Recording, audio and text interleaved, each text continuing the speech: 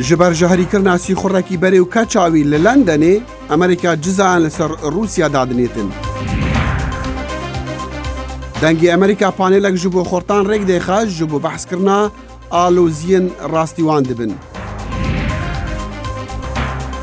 و لکوبانی دلیوین کاری جبو پنابرین عفرینی گلک کیمن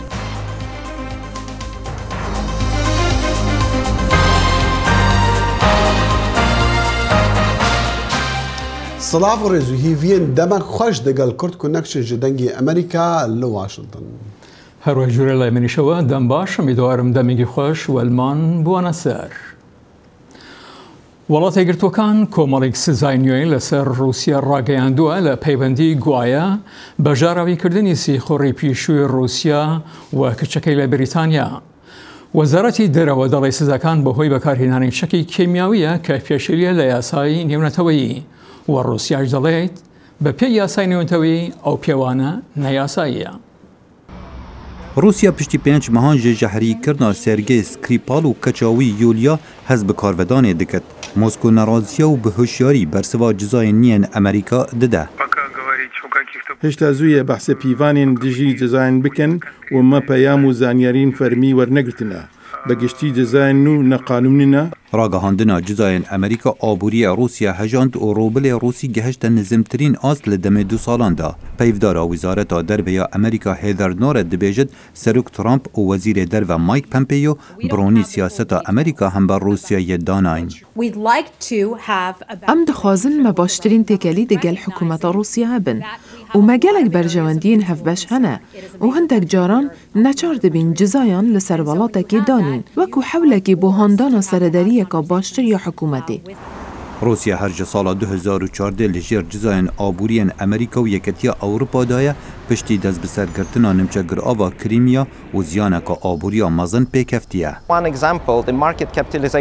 Yek numune bihayê bazarê yê mezintirîn kompanya petrolê Rosneftiya Rûsî nêzîkî 6 heta 7 milyar dolaran e û kompanya ExxonMobil ya Amerîkî bihayê bazarê wê 305 milyar dolar e. Ev e valahiyeka mezin e. Peyvdarê Kremlin piştrast dikit ku sîstemê darayî Rusya hêşta seqamgîre û pênaçit xelkê Rusya nîgeran bin. Cizayên aborî nebûne rêgir hember destê werdana zêdetir ya Serokê Rusya Vladimir Putin di rojhilata Ukrayna da yan jî pêvajiyên siyasî li welatên dî. Wizareta Derveya Rusya dibêjit cizayên niyên Amerîka bêberhem e. Hendek şareza bawer dikin ciza reng e kar û sîstemê hikûmeta serraz biket. Ez bawer dikim ya girîng ew e hinartina peyama bo Rûsyayê yan her welatekî din. Got eger welatekê çekê kîmyawî yan biyolojî li dijî welatiyên xwe bi kar bîne dê buhayê wê bide. Biryara cizayên niyên Amerîka dijiya Rusya li 22 vê mehê bikevne karî li gor qanûna taybet ya Amerîka bo rêgiriyê li bikarînana çekê kîmyawî yan biyolojî. خانەوادەی خانمی یەکمی وڵاتە یەکگرتووەکان ملێنی ترامپ سوێن دراون بۆ ناسنامەی هاوڵاتی بوونی ئەمریکایی. ڤیکتۆر و ئەمالیە کافس لە ڕۆژی پێنجشەمە لە نیویۆرک سوێندی هاوڵاتی بوونیان خوارد. پارێزەرەکەیان دەڵێت هەردوو لە پێشتا گرین کاردیان هەبووە و هیچ چاکەیەکی تایبەتیان بۆ نەکراوە. ئەوان هەر وەکو ملیۆنان کەسانی تر بەو شێوەی کە پێویستە بۆ بەدەستهێنانی ناسنامەی هاوڵاتی بوون چاوەڕوانیان کردوون. و چاوپێکەوتنەکەیان لە هیچ کەسێکی تر جێوازتر نەبووە جگە لە ڕێخستنی باری ئاسایش. ئەندامە ئەنجومەنی قانوندانەرین ئۆستانی میشیگان ڕەشیدە تاڵب دە هەڵبژارتنین پیشینین ئەمریکادا لە دەڤەرا 13 لە میشیگان ژێ 5 نامزەتان دەبێتن. و ڕەشیدە بریاروای ببێتە یەکەمین ژنی مسلمان لە کانگرسی وڵاتە یەکگرتووەکان. ئەحلام جبارە لە شاری شیکاگۆی ویلایەتی ئیلینۆی دەژیت کە 6 کاتژمێر لە شاری دیترۆیتی ویلایەتی میشیگەن دوورە. ئەمە مانای ئەوەیە کە ناتوانێت دەنگ بدات و بەشداری لە پرۆسەی هەڵبژاردننی بەرایەکانی ویلایەتەکەدا بکات.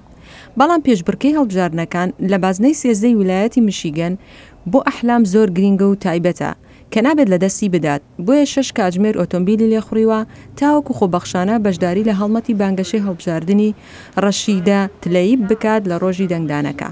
وەکو مسلمانێکی ئەمریکی، عەرەبێکی ئەمریکی، فلستینیەکی ئەمریکی، من ئەوە تام، ئەوە منم. هەرچەندە ئەم هەڵبژاردنە لە میشیگەنە، بەڵام هەڵمەتەکەی ڕەشیدە بۆ گەیشتن بە کۆنگرس شتێکی مێژوویە لەسەر ئاستی تەواوی وڵاتەکە، بەتایبەتی بۆ ژنە موسڵمانە ئەمریکیەکان کەوەها لێدەڕوانن کاندیدکردنی ڕەشیدە وەک ئەوە وایە دەرگایەکیان بەڕوودا بکرێتەوە. پەیامێکم پێگەیشت لەلایەن کچێکی گەنج لە نیویۆرکەوە تیایدا نووسراوە: سڵاو، تۆ من ناناسی، من ناوم هۆمایە و تەنها ویستم پێت بڵێم من لە نیویۆرکەوە سیر دەکەم. بەڕاستی کاری لێ کردم و سۆزێکی پێبەخشیم و ئیدی بەخۆم وت ئەی خوایە ئەمە زۆر دڵخۆشکەرە. ڕەشیدە وای کرد خەڵک بۆ یەکەم جار بێن بۆ دەنگدان، نەک تەنها لە نێو گەنجان، بەڵکو ئەوانەی لە مێژەوە هاوڵاتی ئەمریکین و تەنانەت ئەوانەشی کە لێرە لە دایک بوون و پێشتر دەنگیان نەداوە چونکە بڕوایان بە حکوومەتەکەیان نەبووە. ڕەشیدە نەوەیەکی نوێی گەنجی هێناوەتەوە جۆش و خۆش کە دەیانەوێت خۆیان بە هەمان شێوە کاندید بکەن. سڵاو، سپاس بۆ دەنگدانتان. بەشداری ئەم خەڵکە بە قازانجی ڕەشیدە شکایەوە. ئەمە شتێک بوو نەخۆی و نەلایەنگرانی دریکیان پێنەدەکرد، هەتا بەیانیەکەی ئەنجامەکان دەرچوون. ئەگەر ماڵپەڕی دیترۆیت ڕاست بێت ئەوە ئێمە هەڵبژاردنەکانمان بردوتەوە.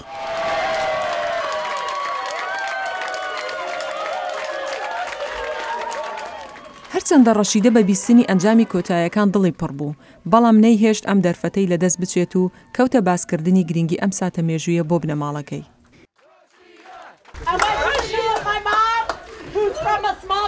دەمەوێت سپاسی دایکم بکەم کە خەڵقی کەناری ڕۆژ ئاوایە ئێستا لەوێ کاژمێر پێنجی بەیانیە و داپیرەم و پورەکان و مامەکانم بە دیار تەلەڤیزیۆنەوە دانیشتون و سەرکەوتنی کچەکەیان دەبینن. بەو پێی هیچ ڕکابەرێکی کۆماری بۆ ڕەشیدە نابێت لە هەڵبژاردنەکانی مانگی 11. ئەم هەڵبژاردنە بەرایەت تاکە پێشبڕکەی ڕەشیدە بوو بۆ ئەوەی بە کۆنگرێس بگات، وەک ئەندامێکی نوێی ئەنجومەنی نوێنەران سوێندی یاسایی بخوات. ئەمەش ساتێکە کە زۆرێک لە ئەمریکای موسڵمانەکان لە سەرانسەری ئەمریکا بە تەمەزرۆییەوە لە چاوەڕوانیدان. ئەوان وا هەست دەکەن ڕەشیدە خۆیان بێت. ڕەشیدە دەبێتە دەنگ و ڕەنگی ئەوان لە کۆنگرێس، وە بوونی ڕەشیدە لە کۆنگرێس وەکو ئەوە وایە بڵێت ئێمەش هەر وەکو ئێوە ئەمریکین. ڕەنگە لەم نزیکانە زۆرێکی وەک ڕەشیدە هەبن. یاسادانەری ئەمریکایی بەڕەچەڵەک سۆماڵی ئیلهان عومەر لە 14 مانگی 8 خۆی بۆ کۆنگرێس لە ویلایەتی مینەسۆدا کاندید دەکات. بۆیە ڕەنگە لە کۆتاییدا لە پاڵ ڕەشیدە تلەیب لە کۆنگرێسی ویلایەتە یەکگرتووەکانی ئەمریکا کار بکەن. ئیرۆ هەینی بەهای لیرا تورکی گەها نزمترین ئاست دیدیرۆکێدا. شارەزا دەبێژن سەدام تێکچۆنا تێکەلیەن ئەنکەرەیە دەگەڵ واشنگتنی و بە تایبەت جی جڤینا بێ ئەنجاما شاندی تورکیە بکار بدەستین ئەمریکی ڕا. کێشەیە ناو ئەمریکا و تورکیەدا دەوام دکە. ئەف کێشە باندەڕەخوا لەسەر ئەکۆنۆمیە دەخە و قیمەتە دۆلار لە هەمبەر لیرەیە تورک پڕ زێدە دەبێ. ڕۆژائینێ دۆلار بە سەریا 600 لیرەی کەت. هەن شیرۆڤە کاردبێشن ئەف بێ ئەنجامیە هەولدانا شاندا تورک ئاکوچوبوو ئەمریکایە. پشتی و وەزیرێ کارên derveyê Amerîkayê bi şanda Türk re rûnenişt diyar bû ku ev hewildan wê bê encam bimîne. Piştê hatinê zî ku eger bi herem bi gel ra xeberdankî nekirin û açıklamakî nekirin ji ber wî îro dîsa serî sivê zanin ku dolar û euro dîsa serî xwelanî ji sadî 5-6 îro zî daha زێدە بوو و زێدە دەبێ. تابێ ئەو هەیەت ئەگەر تشکی بە باوەری تشکی خەبەرکی باش هەبوونا ئەس باوەرم کو گەل را پای بکرانە ji ber ku pay nekirine herhalde vî pirsgirêkê evê daha zînkî pêş dihare zêde. Birêz Ebedînoğlu dibêje ew li hêviyê bûn ku piştî hilbijartinê krîzek mezin a aboriyê Tirkiyeyê derkeve lê ne bi vî rengî. Me got belkî piştî hilbijartinê rehetîkî were. Lê beriya hilbijartinê tereddütkî mezin di nava gel de hebû. Bi peranî de herema me de hebû. Vî tereddüt hanê me got ew ê çêbe ew ê dolar li qarşî Türk parası ev hinkî rabe li feqe di vî wextê de ji sadî sî di nava di mehada kesê bawer nekir, kesê texmîn nekir. Halê hazir zî ew ê heta li ku here vî rabûna dolar û ketina TL em vîya nizan. Her wisa di daxuya kirin krîza bihayiya dolarê piştî 5 mehan ê bandora xwe li ser piyasayê çêbike. Vî zirara hanê zî îro sibê na ya di nava heftekî mehekî de nayê mizekirin. Ev ziraranê piştî 5-6 meha. 5 mehê dinê ew gelek insan bêkar bibin, ew gelek insan deriyê dikanê xwe bigirin, ew gelek ticar û esnafê me karsazê me karmendê me ew ji karê xwe bin ji îşê xwe bin ji bunê vî hawazî lengek zû gere hikûmet tedbîrkî bidesandin. علیجانه بدن اغلو دست نشان کرد که در شهر و پیوچون باجاران ده در ناف 3 سالان ده لآمده 12500 زیده تر دکاندار و کارساز توپ آویتن و مترسی یک مزن هیه هجمارک زیده کارساز و دکاندار جبر و کریزا اکونومی توپ آویشن. خجی جان فارقین، دنگ امریکا، آمد. تماشاچیان خوشویست لهفتگان پیش 5 لچالکی لفرنگی کرد لستان کرماشان، ایلام لرستان و هروجرستان کردستان دستگیر کریان و ایسش لزندان دیزلاباد کرماشان دستو سرگیریانه. ولی چاوراو هست گویا بار تندرستی یکی لزندانیگان فربدو ترسناکه. الرای زانیاره فرتلو باره و کاکفشین کرمیان نسب لیکولر چاودیرو چالک مافگان مروف راستخو لریسکای هاولمان. کاکفشین جارکتیر خوشت نواری برنامه‌گان دنگ امریکا. خواهش کم کاچانی گیان ای وقت دانه و خیر فرم ممنونم که این فرصت داین من که یه جارته کاکفشین گرچنین و تماشاچیل من بیشن کامل زندانیگان بار تندرسی نساها. کاجانی گیان و داخل مهندس مصطفی باقری آشنا قلبی ناراحت و ایسال زندان دیزلاباد کرماشان سلامت تندرستی کفتی است خطر. یعنی ولی حاضر جسمی ناسابه. تا چند خود مصطفی باقری یا زندانیگان تر دسترسیان هست و دارو درمان؟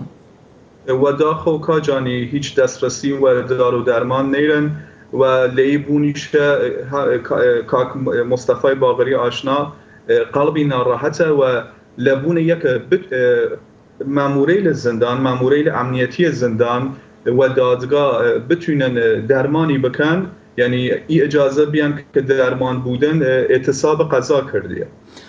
کاکفشین مگه دادگاه یا کارو و دسته کرماشان بار تندرستی زندانیگان لور چویان گرن؟ و داخل نیه گرن، امنیتی برخورد کن. کسیلی که لبون مسائل امنیتی البته طبق دیدگاه حکومتگی ایران دستگیر بون فشار و بانیاتیرن، حتی اگر سلامتی جسمی آنیش و ناو زندان به کفید خطر هیچ رسیدگی نیه کن. ایمن نمونه داری من خانم زینب جلالیان ایسا چند سال حال زندان و ایران چوگانی داری و دست ایدن و داری کور بودن و رسیدگی نکردن. حتی من شنفتم که یکی و چوگانی کلن بینایی و دست است و بینایی و دست چیه. بس دادگاه تا ایسا لکیسگیان رسینه سو یا رسیدگی کردن تا بزنن لور چه و خود لور چه تاوانی دزی کریانه؟ و داخل کاجانیگیان تا ایسا هیچ رسیدگی و پروندیان و کیسگیان نکریاس و بلا تکلیفن و ایسیش کاک مصطفی و کاک اردشیر موسوی لزندان اعتصاب قضا کردنه و دینان یخون لبون یک و پروندگیان رسیدگی بولی بلا تکلیفی بان دیشت. باس لو کردن گویا پیوندی و سازمان کردگان دیرن آیا نو هیچ پارت سازمانیک هاوردن یاره رژیم هیچ جوازی نیردن سر و کام پارتو سازمان بن؟ کاجانیگان یه سیاست خود حکومتگی جمهوری اسلامی ایرانه، حتی کسایی که فعال فرهنگین چو کاک مصطفی چو کاک اردشیر موسوی و برادری که ایسا هان زندان دیزلاباد کرماشان سعی کن اتهام بیانه پیان که ایول لگرد حزب کردیگان پیوندی دارین یا لگرد یکی و حزب کردیگان پیوندی داشتینه لیبونه بتونن پرونده امنیتیگیان قرصتر بکن و حکم بانتریک اران گورن یا مثلا حکم چند سال زندان یا حتی 3 داره. رژیم ایران لور چه هر کار و چالاکیک بگر فرهنگیش بودن و چه و گمان و آسایش اجتماعی یا امنیت ملی تماشای کرد؟ خب دلیلگه یسه کاجانیگان حکومت ایران حتی نوع فعالیت فرهنگیش و کردستان گریدن مبستم روشخالات کردستانه لبون یک خوش نیریدن مردم بچن ورو خویتگی خوان بچن ورو کردوینگی خوان چون خط قرمز یا خط سور حکومتگی جمهوری اسلامی یسه که کردگان نشن ورو خویت خواهی. کاکفشین سازمانگان ماف مروف یا سازمانگان ترو کسیل چه کردنه و یا خود چه دستیان سیاد رای آزاد کردنه ایشالا کیلا؟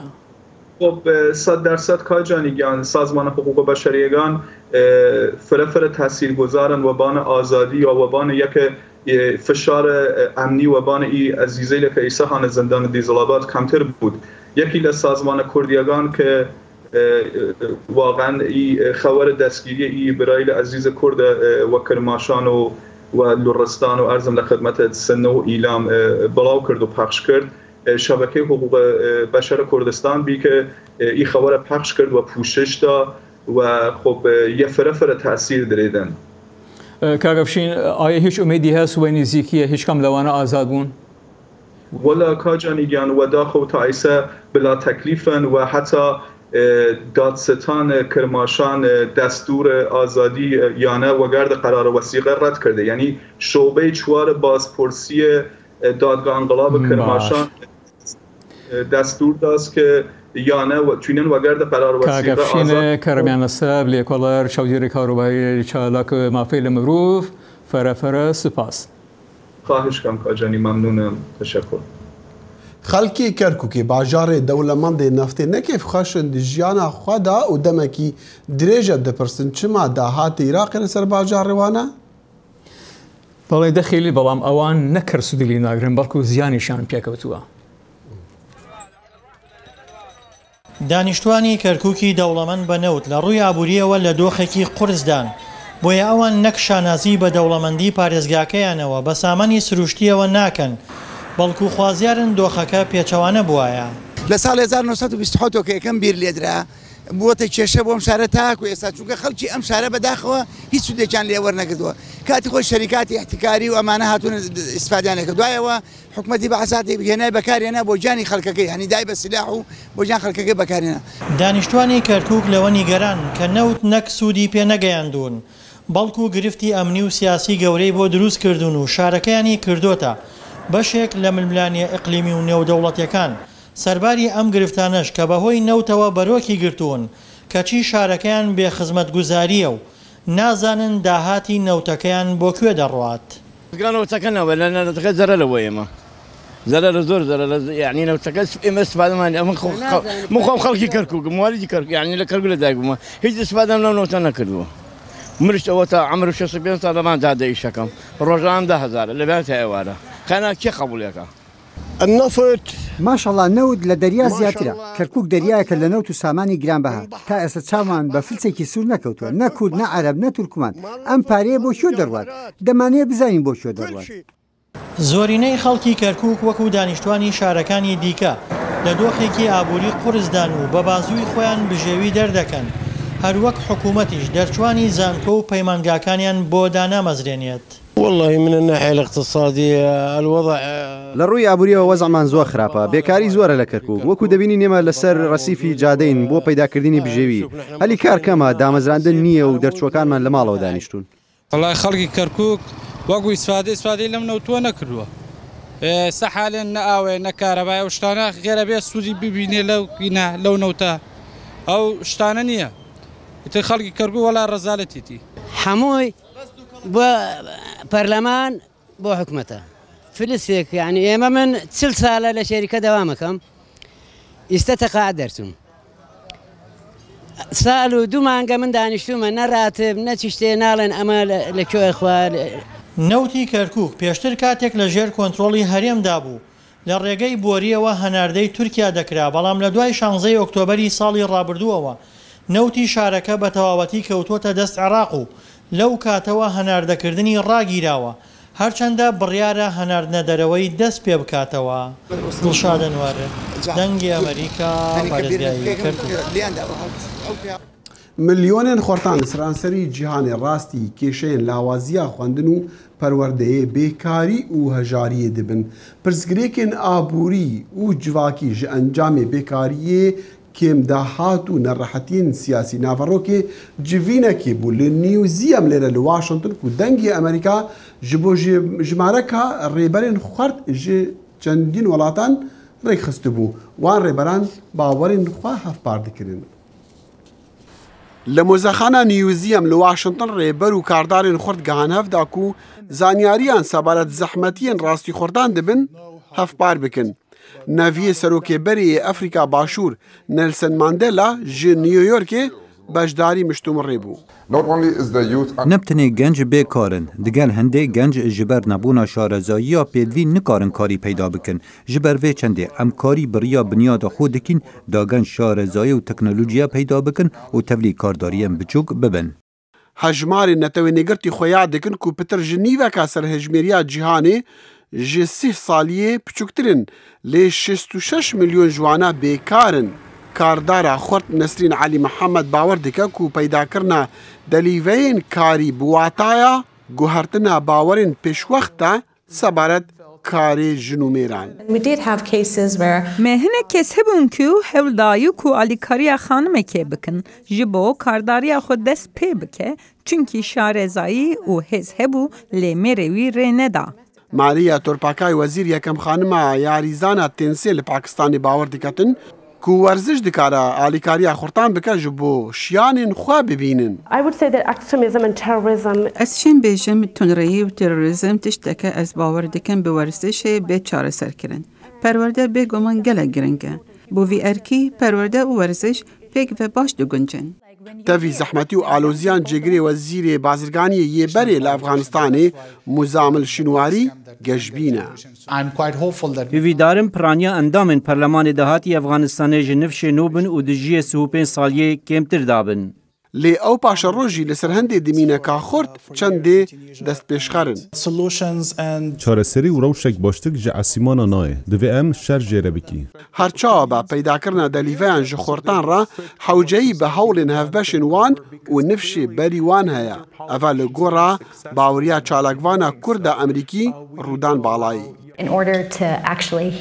Ji bo dengê te bi zelalî li ser masê bête bihîstin pêwîst e desalatdarên bi temen û şehreza rêkê bo gencan jî vekin lê ew vê yekê nakin lewma hewceyek û genc bi xwe vê yekê bikin. Ev danûstandin berî roja cîhaniya xortan e li 12 vê mehê ku dê nava rokê wê li ser aloziyên keltûrî û siyasî be rastî xortan dibin li seranserî cîhanê. زۆری لەو هاوڵاتیانەی لە ئەفرینەوە هەڵاتون و پەنیان بردوتە کۆبانی لە کاتێکدا لە ئایندەیەکی نزیکتە ناتوانن بگەڕێنەوە ماڵەکانیان زۆریان بە دوایی کاردان بۆ بەڕێوەبردننی ژیان و گوزەرانیان. Li Kobanê Efrînên got êşa dûrketina ji cih û warê xwe pêramane roj bi roj hewl didin ku jiyana xwe bidomînin bi rêya peydakirina cureyên cuda ji derfetên kar piştî ku mal û milkên wan hate talankirin.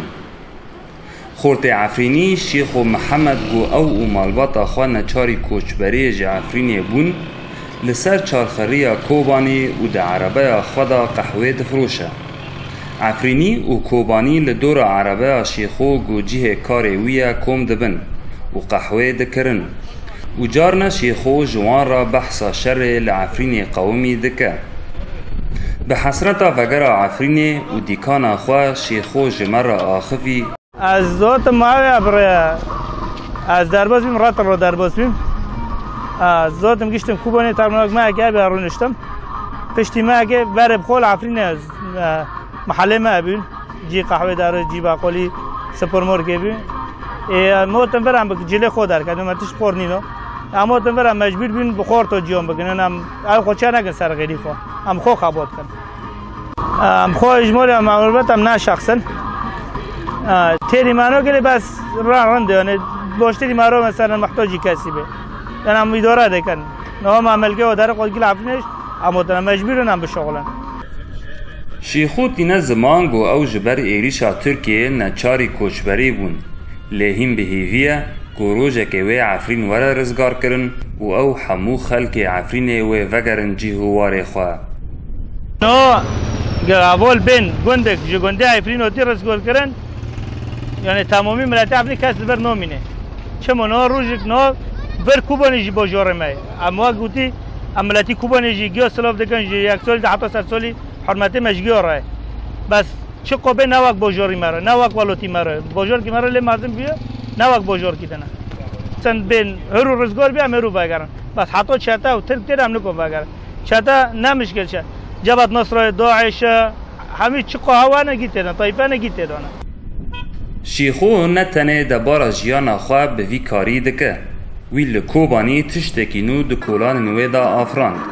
او جی فروتنا قهوه لسر ریانه هیجای ببیرخستنه یا گول کوبانی و نفچین و بیتری ج 400 مالبات عفرینی بجیه دبن گو چاولرینه وگرن خاکا خواه محمود بالی دنگ امریکا باجار کوبانی ودناف عفرینی دا هیزو دا صلاتا بپشتوانیا ترکیا کنترولا باجار دکن توایا ناوین کردین میدانان دکان و سازیان هلانین و ناوین عربی لسردانینه اف گوهرتن بویه جهین آرازیبونا افرینیان کوکا پروواکسیون و هولدانا تبساندنا ناسنامه کردی آهرمه دبینن.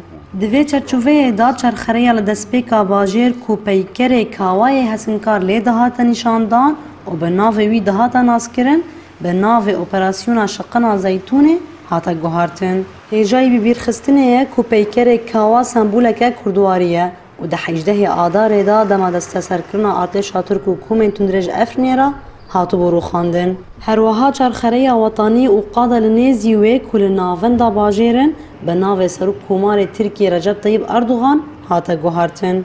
ناو چرخره نوروز یال باکوری باجر جی هاتا گوهرتن.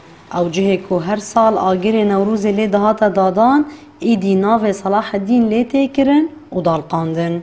حنیف همو یک جشی وکارن کو بجداری دیزاین کرنا پیکر و سمبولین کردی العفنی ببو دورگوهارتنا نشاناین کو چاند و تیبتمندیا کردی یا هرم آتشای کرمنج دردخینه برچاوان جماره آخفی ما تشيكر وانجي خرب يعني وانجي تخريب تشيكر ف يعني شغلي وان ضد دجي خوشك بيني دجي تشانديه دجي هبونی مایا هبونی کردان هیجای گوتنه کو جدما دست سرکرنا وانج افنیرا ارتشا ترک و کومن تندره گلک ناو و دلیلین کو ناسنامه کردی یا هرم دیار دکرن گوهارتنه هر وها نویسن به زمان کردی جی جهر داره داخستیه نوروز رشا دنگ امریکا عفرین جاني قهرتنا نافين كردي نا تشتكنوية هلبتا كن هانا رابورتي دا لعفريني دي دو بيست بلاتة تترجي مع صدام حسين وقت يخود اجين قدر بوكو نافين كردي بين دانين حتى للزعروة يعني للجهين كشتي دكان وشتي وصا دخيل مهر ناو شار وشقام او انا ناقريت وبقول ناوي مروفكانيش زور درناتنا ناوي كردي لمن لك دابنيدن بايا وتل درجاي مجوام كاره هربوا بابا هالرجينا والراسخين كد يتدواوا بالي بي في ادم خوش حطا رجع سيشم ويمتين داويها في برنامج كرد كونكشن خدا حافظ برنامج عندما شادو سرفراز